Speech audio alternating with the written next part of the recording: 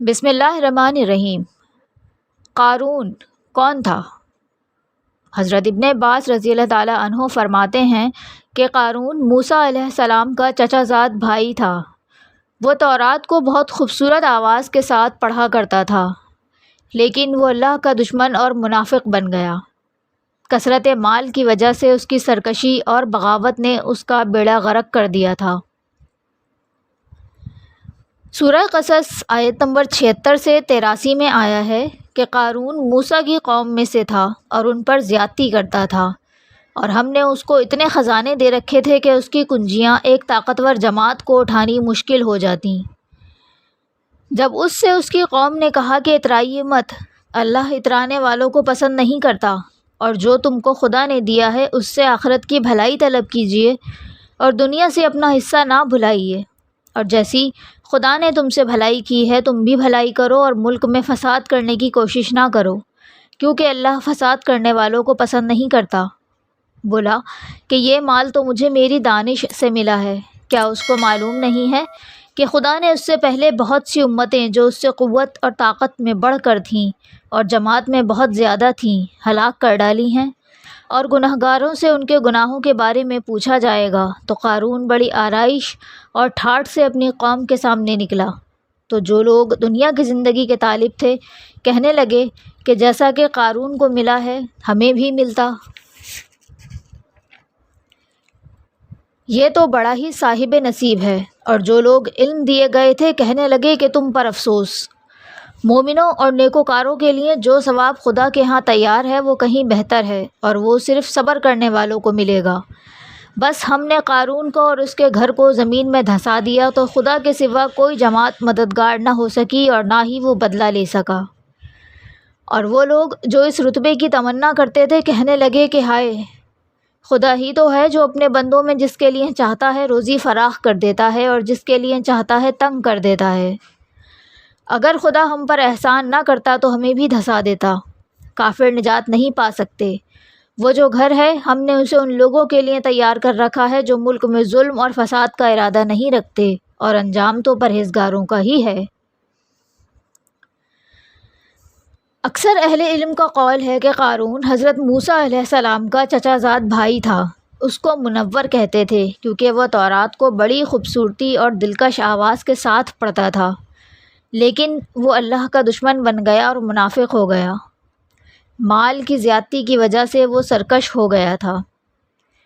اس کی قوم میں سے نصیحت کرنے والوں نے اسے نصیحت کی اور سمجھایا کہ اللہ کے دیے ہوئے مال پر غرور نہ کرے، اور اسی مال میں سے اپنے لیے آخرت کا حصہ بھی تیار کرے، کیونکہ آخرت ہمیشہ کا گھر ہے، اور دنیا سے حلال اور پاک چیزیں حاصل کرے اور تسکین پائے، لوگوں کے ساتھ بھلائی کرے اور ان پر ظلم نہ کرے۔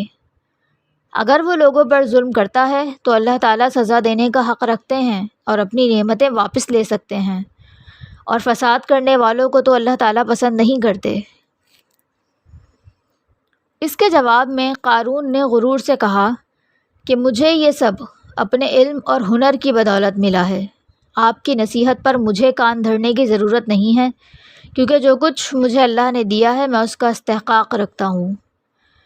اگر میں اللہ کا محبوب اور پسندیدہ نہ ہوتا تو اللہ تعالیٰ مجھے یہ سب کچھ عطا نہ کرتا۔ اس بات کی تردید میں اللہ تعالیٰ نے فرمایا کہ اللہ نے اس سے پہلے بھی بہت سے لوگوں کو ہلاک کیا ہے جو کہ افرادی قوت اور طاقت میں ہارون سے بھی زیادہ تھے۔ تو اس سے یہ ثابت ہوتا ہے کہ مال کا زیادہ ملنا ہماری محبت اور محبوب ہونے کی دلیل نہیں ہوتی۔ جب قارون اپنے خصوصی لباس اور شان و شوکت کے ساتھ نکلتا تو دنیاوی چمک دمک کو اہمیت دینے والوں نے اسے دیکھا اور تمنا کی اور کہا کہ کاش ہم بھی ایسے مال و دولت والے ہو جائیں۔ جب یہ بات فہم و فراست والے علماء نے سنی تو کہا کہ تم لوگوں پر افسوس ہے کہ تم ایسا رشک کرتے ہو، بلکہ اللہ کے ہاں اجر و ثواب اور ایمان والوں اور نیک عمل کرنے والوں کے لیے بہت بہتر ہے، یعنی کہ آخرت میں اللہ کا دیا ہوا بدلہ زیادہ بہتر اور دیر پا ہے۔ حضرت ابن عباس اور حضرت سعدی رضی اللہ تعالیٰ عنہ سے ذکر کیا گیا ہے کہ قارون نے ایک بدکار عورت کو کچھ مال دیا اور اس مال کی واپسی کی شرط یہ رکھی کہ وہ عورت لوگوں کے سامنے موسیٰ علیہ السلام پر زنا کی تہمت لگائے۔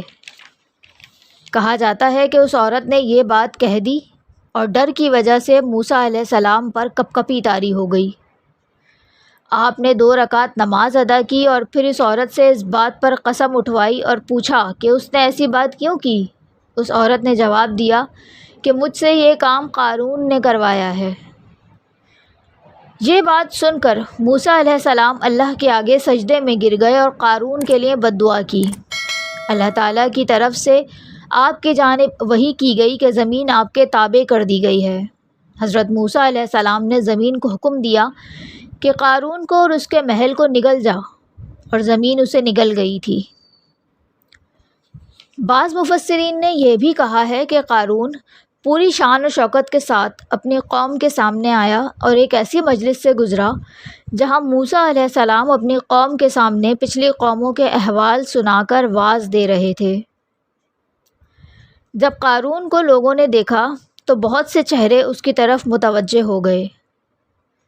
موسیٰ علیہ السلام قارون کے اس فعل پر قارون کو طلب کیا اور پوچھا کہ تو نے ایسا کیوں کیا ہے؟ قارون نے جواباً کہا کہ اے موسیٰ، اگر تجھے نبوت کے ذریعے مجھ پر فضیلت حاصل ہے تو مجھے مال اور دولت کے لحاظ سے تجھ پر فضیلت حاصل ہے۔ اگر آپ چاہیں تو باہر نکلیں اور میرے لیے بد دعا کریں، میں بھی آپ کے لیے بد دعا کرتا ہوں۔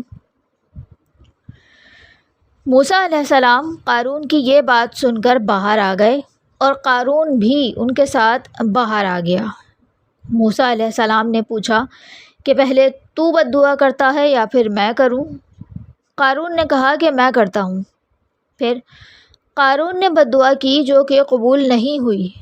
اب موسیٰ علیہ السلام نے پوچھا کہ میں بد دعا کروں؟ قارون نے کہا کہ ہاں، اب آپ کریں، دیکھتے ہیں کس کی بد دعا قبول ہوتی ہے۔ موسیٰ علیہ السلام نے اللہ تعالیٰ سے عرض کی کہ یا اللہ، تو آج کے دن کے لیے زمین کو میرے لیے فرما بردار بنا دے۔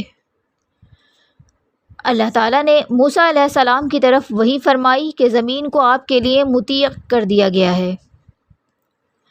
موسیٰ علیہ السلام نے کہا اے زمین اس کو پکڑ لے، تو زمین نے قارون کو پاؤں تک پکڑ لیا۔ آپ نے فرمایا اس کو گھٹنوں تک پکڑ لے۔ زمین نے اس کو گھٹنوں تک نگل لیا۔ پھر شانوں تک کا حکم ملا تو شانوں تک جکڑ لیا گیا۔ پھر فرمایا کہ اس کے مال اور دولت کی طرف توجہ کر۔ زمین نے تمام خزانے پکڑ لیے۔ لوگ کھڑے ان سب مناظر کو حیرت سے دیکھ رہے تھے۔ پھر آپ نے ہاتھ سے اشارہ کیا کہ قارون اور اس کی قوم کو لے جا۔ قصص الانبیاء مکمل سننے کے لیے اس چینل کو سبسکرائب کریں اور دوسروں کے ساتھ ضرور شیئر کریں۔